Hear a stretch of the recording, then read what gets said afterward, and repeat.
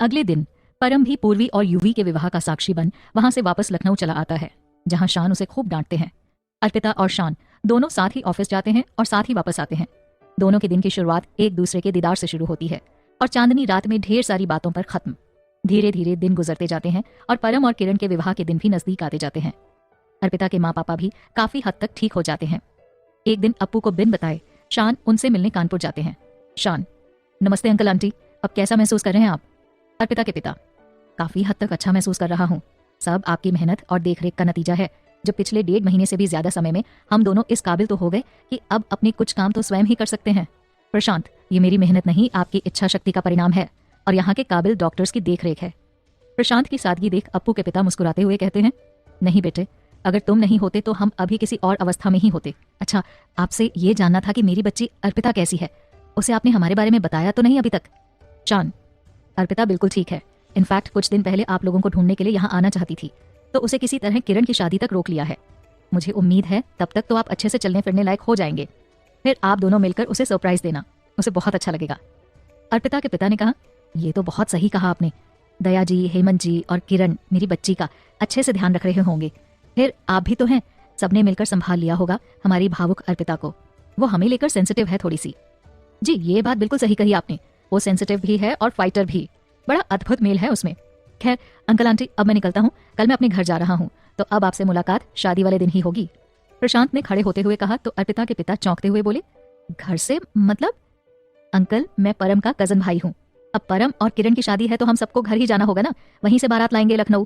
प्रशांत ने कहा, ओह मतलब आप लड़के वालों की तरफ से हैं? अर्पिता के पिता ने हंसते हुए कहा तो प्रशांत मुस्कुराते हुए बोले, जी।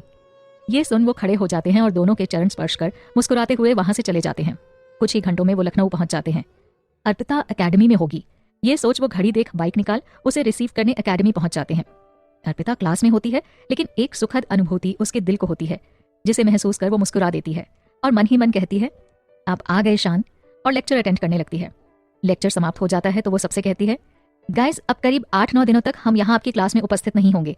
आप सबकी क्लास दूसरे टीचर लेंगे, जो आपको कुछ नया और अलग सिखाएंगे। इसलिए आप लोग उनसे परेशान नहीं होना और अच्छे से सीखना, और अब तक जो भी सिखाया है आपको उसे अच्छे से दोहराकर पक्का कर लेना है, क्योंकि जिस दिन हम क्लास में वापस आए उसी दिन प्रैक्टिकल और टेस्ट दोनों लिए जाएंगे। उसके बाद जो रिपोर्ट कार्ड मिलेगा वही आपकी इस फील्ड में कामयाबी निर्धारित करेगा। तो ऑल द बेस्ट गाइस, सभी को शुभकामनाएं। ऐसा कहकर अर्पिता वहां से स्टाफ रूम में चली जाती है, जहां शान रवीश के साथ बैठे हुए होते हैं। रवीश: हेलो मिस अर्पिता, जैसा कि आपने डिमांड की थी, आपको सैलरी अपनी कजन की शादी से कुछ दिन पहले ही चाहिए, तो ये रही आपकी पहली सैलरी। क्योंकि आपने बैंक अकाउंट में ट्रांसफर का मना कर दिया, तो ये फिर कैश इन हैंड ही रखिए आप। अर्पिता मुस्कुराते हुए अपनी सैलरी लेती है और शान की ओर देखती है, जो हल्का सा मुस्कुराते हुए उसकी ओर देख रहे हैं। ओके प्रशांत भाई, अब मैं निकलता हूँ। तुम दोनों ही कल से छुट्टी पर हो, तो शाम के बैच की तो छुट्टी ही करनी पड़ेगी। रवीश ने चुटकी लेते हुए कहा तो शान बोले, हाँ भाई, बोल देना स्टूडेंट से कि सर के भाई की और मैम की बहन की शादी है, तो सभी उसमें बिजी हैं। 10 दिन तक तो दोनों ही नहीं आने वाले हैं। ना भाई, 10 दिन कुछ ज्यादा ही हो गया, ऐसे में तो मेरी एकेडमी ही बंद हो जाएगी। कुछ दिन मैं खुद ही हैंडल करता हूँ, बाकी जब नहीं हुआ तो फिर बैच की छुट्टी के अलावा तो कोई ऑप्शन ही नहीं है, रवीश ने चिंतित होते हुए कहा। जिसे देख अर्पिता कहती है, आपको इस बात के लिए इतना सोच विचार करने की आवश्यकता नहीं है। हमने पहले ही स्टूडेंट्स को इस विषय में बात कर उन्हें अवगत करा दिया है। हमें उम्मीद है कि वो आपको या किसी अन्य टीचर को परेशान नहीं करेंगे। ओह थैंक यू अर्पिता जी, नहीं तो मैं ये सोच कर ही परेशान था कि क्या होगा, कैसे मैनेज करूंगा। ये बच्चे इतने जिद्दी हैं कि आप दोनों के अलावा किसी से सीखने को तैयार ही नहीं होते। खुशी से आवेश में भरकर रवीश बोले। जिसे देख अर्पिता बोली, बस इस बात का ध्यान रखना, उन्हें जो भी टीचर अटेंड करे वो उन्हें कोर्स से अलग कुछ नया कराए। ऐसा ही होगा, रवीश ने झुकते हुए कहा तो अर्पिता और प्रशांत उसकी इस हरकत पर मुस्कुरा देते हैं। प्रशांत रवीश से बोले, ओके यार, अब बातचीत तो हो ही चुकी है, अब हमें निकलना चाहिए। ठीक है, बाय। बाय बाय कहते हुए प्रशांत अपनी बाइक की चाबी और हेलमेट उठाकर बाहर निकल आते हैं, तो अर्पिता भी उनके पीछे चली आती है। प्रशांत बाइक उठा स्टार्ट करते हैं और अर्पिता बाइक पर बैठ प्रशांत की पीठ पर सर टिकाकर बैठ जाती है। जिसे देख प्रशांत कहते हैं, क्या बात है, आज तो बड़ी मेहरबानी मुझ पर, जो मेरे पीठ पर सर और सीने पर तुम्हारे हाथ हैं। ये सुन अर्पिता कहती है, ये हक भी तो हमें आपने ही दिया है शान। और वैसे एक बात कहें हम? हाँ बोलो। लाइफ का हर लम्हा हमें मुस्कुराकर खुलकर जीना चाहिए, क्या पता कब कौन सा लम्हा आखिरी हो। बात तो बिल्कुल सही है तुम्हारी अप्पू, और वैसे भी कुछ हक है जो सिर्फ मैंने तुम्हें दिए हैं, जानती हो ना तुम। हाँ लेकिन शान। लेकिन क्या अप्पू? हम ये सोच सोच कर परेशान हैं कि आप हमें अपने घर बुलाकर तो लेकर जा रहे हो, लेकिन हम वहां रहेंगे कैसे? हमारा कहने का मतलब है कि हम तो सबके लिए हैं ही नहीं ना, फिर कैसे रहेंगे ये तो बताइए। अर्पिता की बात सुन शान मुस्कुराते हुए कहते हैं, वैसे ही जैसे यहाँ मेरे बर्थडे के दिन सबसे मिली थी घूंघट में। अब ये इच्छा तुम्हारी है ना कि किसी के सामने ना आने की, तो सिर्फ यही विकल्प बचा है अब। क्या शान, क्या कह रहे हैं आप? इतने सारे लोगों के सामने घूंघट में, और क्या कहेंगे हम कि घूंघट में क्यों हैं, बताइए। अर्पिता ने पूछा तो शान बोले, कहोगे क्या? कह देना कि हमारे पति को पसंद नहीं है कि उनके सिवा कोई और हमें देखे। सही है ना? OMG शान, ये क्या कह रहे हैं आप? ऐसा है तो हम नहीं जा रहे वहां पर। हमसे झूठ पर झूठ बुलवा रहे हैं आप, वो भी अपने घर वालों के सामने। उन्हें सच पता चलेगा तो क्या सोचेंगे वो सब हमारे विषय में कि हम कितनी बड़ी झूठी हैं, क्या इमेज बनेगी हमारी। अर्पिता ने कहा तो शान अर्पिता को समझाते हुए बोले, कोई कुछ नहीं सोचेगा अप्पू। सोचेगा तो तब जब उन्हें सच पता चलेगा, और फिर वहां शोभा ताई जी है ना, वो सब संभाल लेंगी। वो जानती हैं तुम्हारे बारे में, तो तुम बस उनके साथ रहना। बाकी मैं, परम, श्रुति और शोभा ताई जी, इतने सब है ना, सब तुम्हारे साथ रहेंगे। शान की बात सुन अर्पिता सोचते हुए कहती है, आप कह तो रहे हैं तो फिर ठीक है, काहे कि हमें सिर्फ आप पर भरोसा है। जब तक आप हैं कुछ गड़बड़ नहीं होने देंगे, ना ही हमारे मान के साथ और ना ही स्वाभिमान के साथ। अर्पिता ने गर्दन उठाकर कहा और वापस से अपना सिर उनकी पीठ पर टिका देती है। उसकी बात सुन शान कहते हैं, बस इसी तरह बेफिक्र रहा करो, मैं हूं ना, सब संभाल लूंगा। कुछ ही देर में रूम का रास्ता आ जाता है तो अर्पिता अपने आप को संयत कर चौराहे पर ही उतर जाती है। वहां से शान और अर्पिता दोनों पैदल बातें करते हुए चले आते हैं। रूम पर आ अर्पिता श्रुति के साथ मिलकर पैकिंग कर लेती है। सबकी सुबह की ही ट्रेन होती है, इसीलिए सारे काम अभी के अभी करने हैं। पैकिंग करते कराते खाना वाना बनाते हुए रात के 12 बज जाते हैं। तब कहीं जाकर सभी फ्री हो पाते हैं। परम जी भी किरण, राधिका और स्नेहा सभी को घर ड्रॉप कर आ चुके होते हैं। चूंकि दोनों की शादी के दिन निकट आ रहे होते हैं तो राधु, स्नेहा, परम और किरण सबने मिलकर साथ ही पूरी शॉपिंग की होती है। कल सभी को एक साथ ही घर भी जाना होता है। सबसे फ्री होकर अर्पिता और शान हमेशा की तरह कुछ चंद लम्हे चांदनी रात में बिताने के उद्देश्य से छत पर दूरी बनाकर बैठे हुए हैं, साथ ही बातें भी कर रहे हैं। शान, तो पूरी पैकिंग हो गई तुम्हारी? जी। गुड, तो आज तो सैलरी भी मिल गई तुम्हारी? जी, और इस महीने का पूरा किराया और उस दिन की शॉपिंग की लिस्ट के साथ पूरा अमाउंट हमने आपके पर्स में रख दिया है। देख लिया आपने? देख लिया, तभी समझ गया कि मेरे पर्स को तुम्हारे सिवा अभी कोई भर नहीं सकता, बाकी सब तो खाली करना ही जानते हैं। कोई नहीं, कहकर वो सोच में पड़ जाती है तो शान उससे कहते हैं, बस भी करो अप्पू, कितना सोचोगे उस बारे में? किससे क्या कहना है, मैं और श्रुति है ना, दोनों देख लेंगे। फिलहाल तो तुम बस साथ चल रही हो, मैं तुम्हें यहाँ अकेले नहीं छोड़ सकता। ठीक है शान, अर्पिता ने कहा, और दोनों नीचे चले आते हैं जहां अपने अपने कमरों में जाकर नींद की आगोश में चले जाते हैं। अगले दिन सभी अपना सामान ले प्लेटफॉर्म पर जाकर इकट्ठे हो जाते हैं, जहां प्रेम, राधिका, स्नेहा, सुमित, चित्रा और त्रिशा भी होते हैं। त्रिशा शान को देख तुरंत ही उसके पास चली आती है और प्रशांत भी मुस्कुराते हुए उसे गोद में उठाकर कहते हैं, कैसी है मेरी लिटिल एंजल? हम तो अच्छे हैं चाचू। नन्ही से त्रिशा ने इस अंदाज में कहा जिसे देख प्रशांत और चित्रा दोनों के चेहरे पर मुस्कान आ जाती है। राधिका और स्नेहा दोनों अर्पिता को देख प्रशांत की ओर देख इशारे से पूछती है, कौन है? तो प्रशांत धीमे से कहते हैं, ये श्रुति की दोस्त है, श्रुति जिद कर इसे अपने साथ ले आई है। क्या? लेकिन इतने दिन पहले, हमारा मतलब इनके घर पे किसी को कोई परेशानी हुई तो? परेशानी होगी कैसे, ये और सात्विक ही तो है फैमिली में। अपनी श्रुति को तो जानती ही हो कितनी जिद्दी है, और सात्विक ठहरा दोस्त तो उसने भी ज्यादा नानुकुर नहीं किया। कहते हुए शान एक बार श्रुति की ओर और अर्पिता की ओर देखते हैं, जो उनकी ओर ही देखते हुए खड़ी होती हैं। लेकिन अर्पिता के सर पर घूंघट होता है जिसके अंदर हो वो सोचती है, ये प्रेम जो भी करा ले वो कम ही है। आपकी खुशी के लिए ये झूठ भी सर माथे शान। अब प्रेम किया है तो निभाना भी पड़ेगा। बाकी अब बस यही दुआ है हमारी ठाकुर जी से कि जल्द ही कुछ ऐसा कर दें कि जिससे हम इस झूठ के आवरण को जल्दी ही उतार सकें।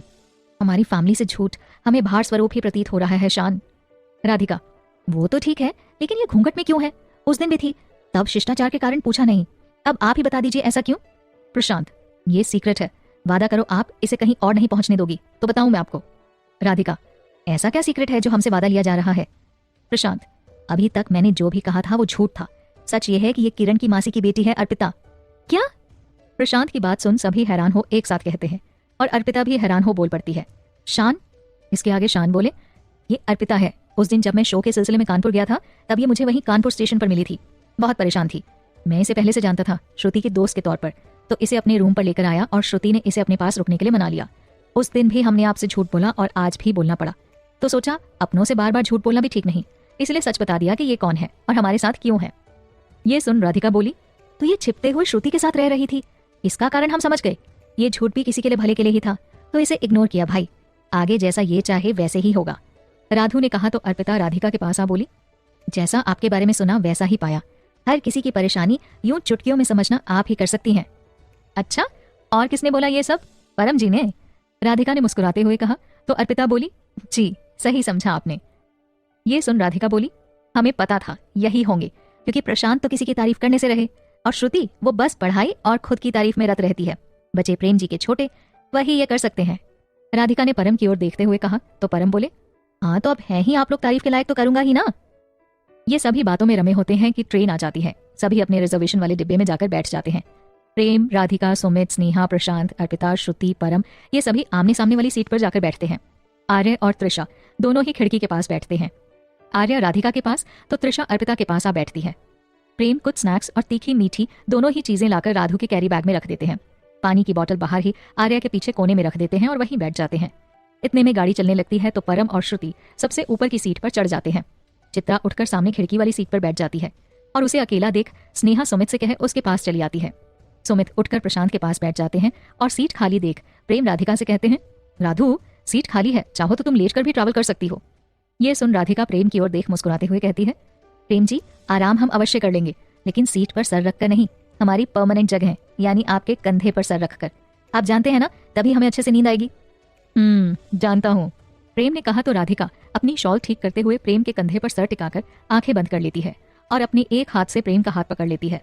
वहीं प्रेम भी उसके सर पर अपना हाथ टिका सामने खिड़की की ओर देखने लगते हैं। अर्पिता और प्रशांत दोनों प्रेम और राधु के इस स्वीट मोमेंट को देख मुस्कुराकर एक दूसरे की ओर देखते हैं। प्रशांत हौले से अर्पिता के कानों के पास आ उससे कहते हैं, ये तो सिर्फ एक झलक है, इन दोनों का प्रेम तो बहुत गहरा है। ये सुन अर्पिता बोली, वो हम महसूस कर ही रहे हैं। फिलहाल आप बताइए, स्टेशन पर क्या किया आपने, क्यों तंग किया हमें? उसकी बात सुन शान अनजान बनते हुए, मैंने क्या किया भला? अर्पिता बोली, जब आपको सच ही बताना था तो तंग क्यों कर रहे थे हमें कि वैसे ही घूंघट में? बोलो, बताइए हमें। शान मुस्कुराते हुए कहने लगे, अच्छा वो तो बस मन किया थोड़ा शरारत करने का, तो कर ली। शान की बात सुन अर्पिता फुसफुसाते हुए बोली, आपकी शरारत? हे ठाकुर जी, यहाँ तो सोच सोच कर ही जी हलकान हुआ जा रहा था, और एक ये है जो शरारत कर रहे थे हमारे साथ।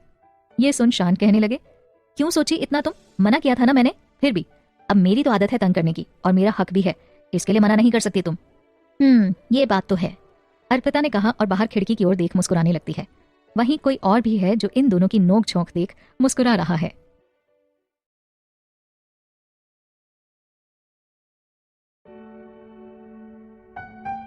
अर्पिता और शान के इन नोक झोंक वाले पलों को प्रेम जी भी देख रहे होते हैं और मन ही मन कहते हैं, तो खिचड़ी की खुशबू यहां से आ रही है।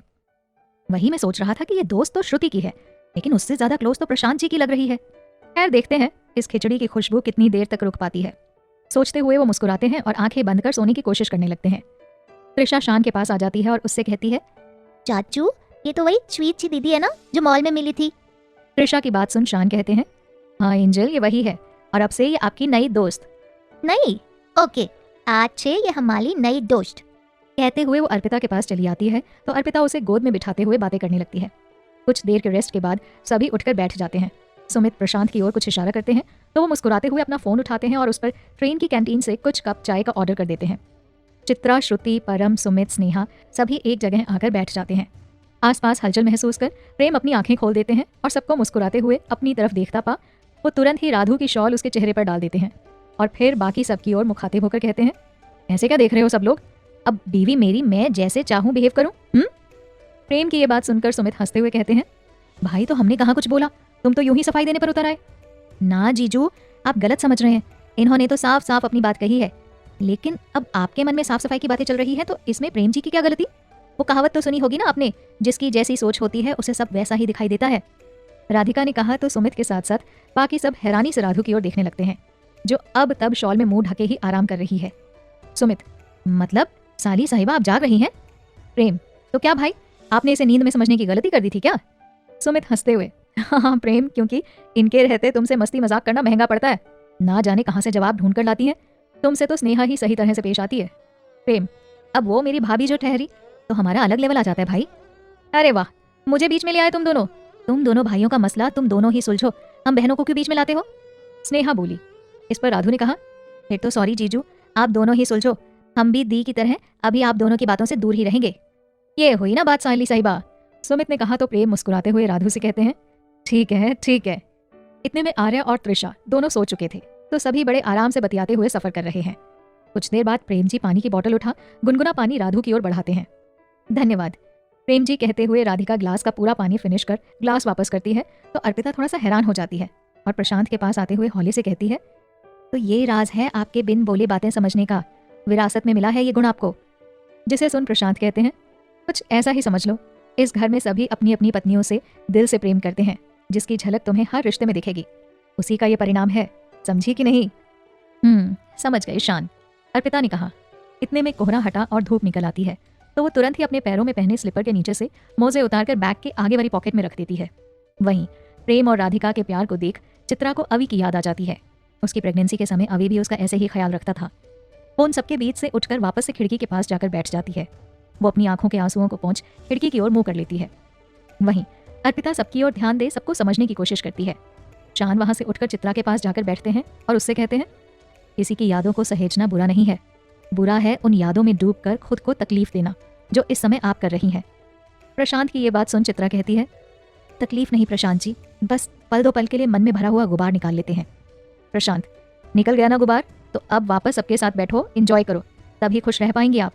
जी, कहकर चित्रा वापस से सबके पास आकर बैठ जाती है तो शान हल्का सा मुस्कुराते हुए वहीं बैठ एक टक अर्पिता को देखने लगते हैं। अर्पिता भी बीच बीच में चुपके चुपके उन्हें देख लेती है, जिससे अर्पिता शर्म से लजा जाती है। कुछ ही देर में सभी बांदा स्टेशन पर पहुंचते हैं, जहां पहुंच सभी ट्रेन से उतरते हैं। परम अर्पिता के पास जाकर चुपके से कहते हैं, हमारे बांदा में आपका स्वागत है छोटी भाभी। ये सुन अर्पिता के चेहरे पर मुस्कान आ जाती है और वो धीरे से कहती है, थैंक यू परम जी। वहीं शान अर्पिता से कुछ कदमों की दूरी बनाकर चलते हैं और सोचते हैं, यहाँ तो मुझे इतनी ही दूरी मेंटेन करनी पड़ेगी, कहीं मेरा दोस्त ही मेरा शत्रु ना बन जाए। शान बेटा, शुरू हो गई तेरी मुश्किलें। प्रेम राधिका को लेकर धीरे धीरे आगे बढ़ते हैं तो वहीं श्रुति परम मस्ती करते हुए बढ़ रहे हैं। परम 2 ऑटो बुक करते हैं, जिनमें से एक में राधिका, प्रेम, चित्रा, त्रिशा और परम चले जाते हैं। वहीं दूसरे ऑटो में शान, अर्पिता, श्रुति, स्नेहा, सुमित और आर्य सभी घर के लिए निकल आते हैं। सभी कुछ ही देर में पहुंचते हैं। ऑटो रुकता है और अर्पिता और शान दोनों बड़ी हुई धड़कनों के साथ ऑटो से उतरते हैं। वहीं बाकी सभी मुस्कुराते हुए घर के मेन दरवाजे की तरफ बढ़ते हैं। क्योंकि विवाह का घर है तो घर में साफ सफाई के साथ लिपाई पुताई का कार्यक्रम भी चल रहा होता है। जीजी, ये लाल रंग घोल लिया है मैंने, इन्हें बगीचे में ले जाकर गमले और बाउंड्री कलर करने के लिए कारीगर को दे आती हूँ, बच्चे पहुंचने ही वाले होंगे, शोभा ने आवाज देते हुए कमला से कहा और रंगों की बाल्टी उठाकर दरवाजे की ओर बढ़ जाती है। बस जल्दी ही इसे रख कर आती हूँ, बच्चे किसी भी समय पहुंचते ही होंगे। इतने दिनों बाद सारे बच्चे इकट्ठे हो रहे हैं, बड़े दिनों बाद ये दिन आए हैं जब सभी बच्चे एक साथ घर पर इकट्ठे हो जाएंगे, पूरा परिवार भरा हुआ होगा। सोचते हुए वो खुशी खुशी आगे बढ़ती है, लेकिन आगे पड़े रंग पर ध्यान नहीं देती, जिस कारण शोभा जी का पैर फिसल जाता है और बाल्टी उनके हाथ से छूटकर नीचे गिर जाती है। वहीं दरवाजे की दूसरी ओर से आ रहे प्रेम, प्रशांत और अर्पिता ये देखते हैं और इससे पहले कि कोई कुछ कर पाता, अर्पिता अपनी स्लीपर उतार फुर्ती से आगे बढ़ती है और शोभा जी को थाम लेती है। अर्पिता, आप ठीक हैं? शोभा अपनी नजरें उठाकर देखती है तो अर्पिता को देख मुस्कुराते हुए कहती है, हाँ मैं ठीक हूँ, तुम अर्पिता हो ना? शोभा ने पूछा। जी आंटी जी, हम अर्पिता, किरण की बहन, अर्पिता ने कहा। इतने में बाकी सभी अंदर आ रहे होते हैं। प्रेम की नजर फर्श पर फैले हुए पानी पर पड़ती है। राधु रुको, प्रेम जी ने आगे कदम बढ़ाती हुई राधिका से कहा और प्रेम की आवाज सुन राधु ने बढ़ते कदम रोक लिए और मुड़कर प्रेम की ओर देखती है तो प्रेम उसे सामने नीचे की ओर देखने का इशारा करते हैं। राधिका मुड़कर सामने की ओर देखती है जहां फर्श पर जगह जगह रंग बिखरा हुआ होता है। शोभा खड़ी होती है और तुरंत सदे कदमों से पानी वाइप करने के लिए वाइपर देखती है। अर्पिता सामने देखती है तो सारा माजरा समझकर दरवाजे से इतर रखे वाइपर को उठा फर्श पर फैला पानी वाइप कर देती है और वाइपर वहीं एक तरफ रख शान के पास जाकर खड़ी हो जाती है। शोभा मन ही मन कहती है, समझदारी भी है और काम करने में झिझक बिल्कुल नहीं है। वहीं प्रेम राधिका के साथ सभी सदस्य घर के अंदर प्रवेश करते हैं। सबके साथ अर्पिता और प्रशांत भी अंदर चले आते हैं। सभी सोफे पर जाकर बैठते हैं। शोभा की नजर जब अर्पिता और प्रशांत पर पड़ती है तो वो प्रशांत के हाथ की ओर इशारा करती हैं। प्रशांत अपने हाथ को देखते हैं तो झटपट अर्पिता के दुपट्टे का उलझा हुआ सीरा हटा देते हैं। अर्पिता भी ये देख मन ही मन कहती है, हमें इसका विशेष ध्यान रखना होगा, ना जाने कौन क्या समझ ले हमें। परम जी ने तो हमें बताया था कि शान की माँ बस थोड़ी अलग है, इस घर में बाकी सब बहुत स्वीट और शांत हैं। इतने में वो वहां से हटकर सोफे पर बैठी श्रुति के पास जाकर खड़ी हो जाती है